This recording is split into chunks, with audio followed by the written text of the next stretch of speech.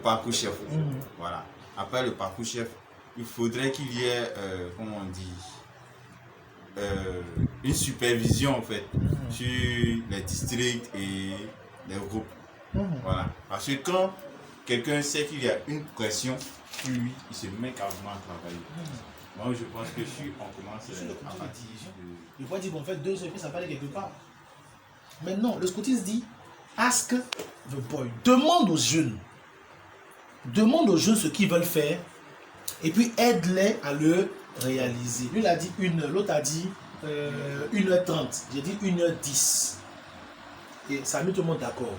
C'est comme ça qu'on pratique le scoutisme en fait. Le scoutisme que nous faisons, ce n'est pas pour nous, mais c'est pour les gens à vivre le scoutisme. Parce que nous, on ne peut plus vivre le scoutisme. Je ne fais plus du scoutisme. Vous savez ça?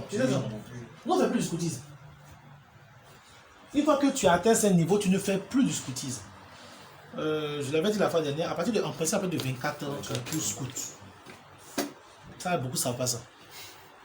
À partir de 24 ans, tu n'es plus scout. C'est-à-dire que tu es sorti du circuit scout. Tu deviens ce qu'on appelle une ressource adulte. Et la ressource adulte, maintenant, qu'est-ce qu'elle fait maintenant? Elle se met au service des jeunes. Donc, quand vous, ressources adultes, vous êtes à la tête des jeunes et qu'on ne voit pas d'activité sur le terrain, on comprend automatiquement que c'est vous qui bloquez les jeunes.